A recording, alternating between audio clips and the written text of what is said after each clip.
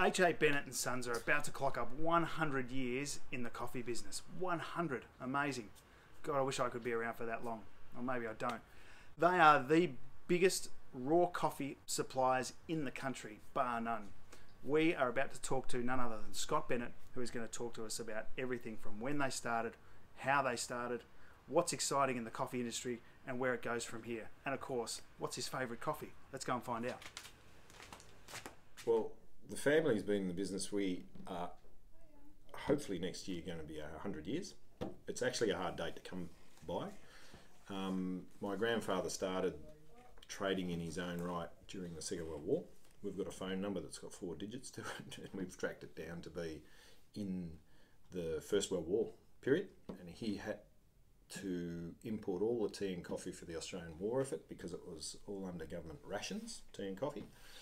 So he had the job of talking to all the tea packers and coffee roasters and getting a volume, and then he had to go off in the international market, secure that volume from Sri Lanka or India or Indonesia, and then bring it back to Australia, and then he had the rights to divvy it out to people to keep the supply going and set the price. Market. In 1955, the government disbanded the whole thing, and H.A. went back to trading in his own right. So the actual company, which is H.A. Bennett and Sons, was registered and incorporated in November 1955. Is across the world. The business has changed a lot in the last 20 years. From where we sit, we try and give a buyer, a roaster or a tea person a standard of quality, and we try and meet that standard throughout the year. We're not going to say we're the cheapest, but we try and sit on the standard and keep it into a defined area. So that means then that the buyer has a confidence in the product, can then concentrate on doing what they do best, roasting it and getting it out into the market, so they don't have the issues of qualities. So, but it's pretty huge. I mean, we can't talk to everyone on the planet, don't get me right. But we have our, I suppose, traditional supply lines, and through that we've opened up doors in those countries. We try and go direct to the country where we can, source directly. And that then revolves around the fact there's a lot of travel. You've got to go and meet these people, get in on their register, on their radar, and keep talking about our business, where we're going, what we're doing, and build up a relationship over a long period of time. We can buy coffee years in advance. We've got relationships with farms in specific countries where we have to give them an indication of what we're going to take 2 years in advance. It's not a contract, it's more of a indicative supply. So they then know how much is earmarked for us. So yeah, and that's part of the relationship. They just like to work that far forward. And then as the season comes closer and the physicals become closer, probably in the last 2 or 3 months, we'll close the gap as far as pricing and volumes and everything. So once they've physically got it off the tree, then we can start talking to them. Industry, we try and minimise that. We spend a lot of time, again, knowing the people at the origin is the first step, but it's also when the samples come to us, we put it through a pretty rigorous testing regime. And then we taste it and we keep all the data, so when it arrives, if it's not up to what has been shipped or we've approved, we can then go back and claim. Yeah. Glamour attached to roasting coffee, particularly here in Melbourne. Yep. Have you found that you've got more roasters that huge. you are dealing with nowadays than you were before? Absolutely. When I first started in the business back in the 80s, we probably had in Melbourne, off the top of my head, I'd say probably 15, 20 customers. Right. You know, we've probably got 115 or 20 now in Melbourne. Yeah. So yeah, the numbers have exploded, and that's happened in really the last 10, 15 years. You know, Darren, I go back quite a way, and 15, 20 years ago we bought in this with two shipments. We bought one from Kenya and we bought one from Brazil. I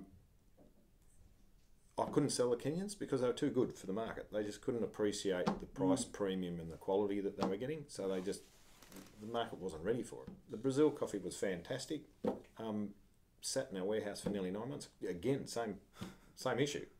The price, there was a premium to the price because the quality was different, No one was here willing to pay the premium because they didn't understand it. That's radically changed in the last 5-10 years. So the price premium, there's an industry there now that's willing to pay the price premium, but that's got to be solidified by it's got to be good.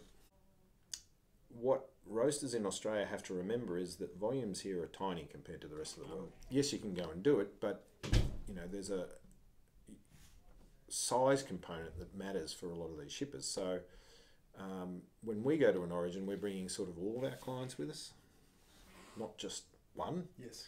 So we bring a different dynamic. One roaster and you get off the plane and you're looking for the magical 20 bags. Well, it limits you to who you can go and talk to for a start. Yeah, so getting off a plane and saying, I found my 20 bags, then the issue of logistics starts. Like, how are you going to get 20 bags back to Australia? How are you going to do it cost effectively?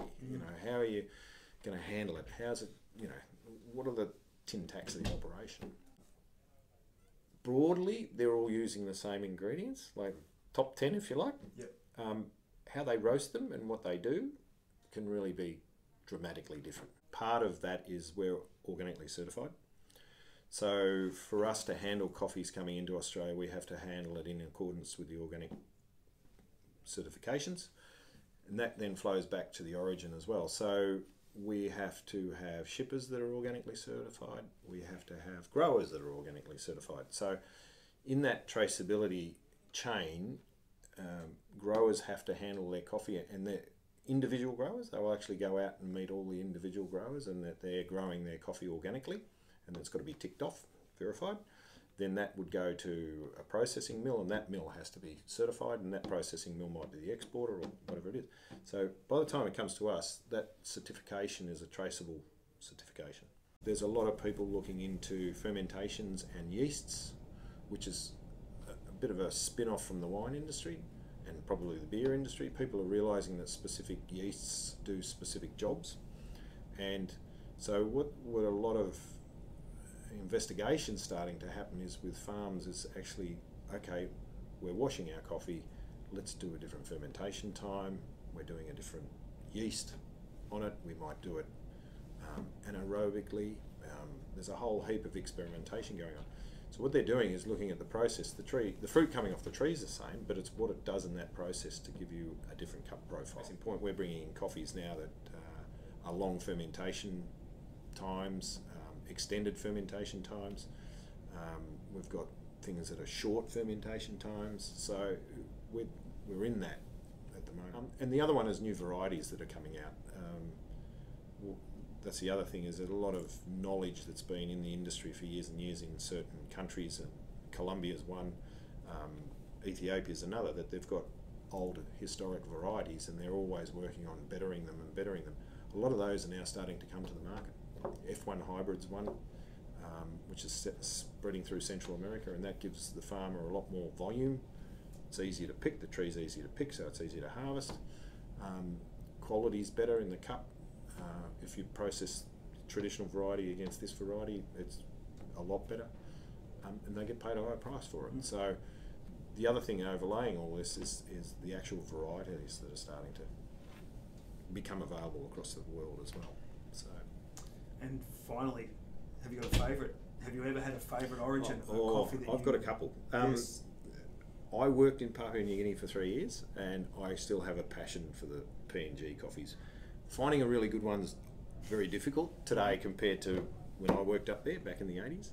And the other country that just every year just stuns me is Ethiopia. You can get such a wide variety of coffees there. It is quite extraordinary. And some of the heirloom varieties and the real special ones are absolutely stunning. There's no doubt about that. The issue is there that replication becomes an issue. It mightn't be there next year. So, and that's because they're growing at such a speed.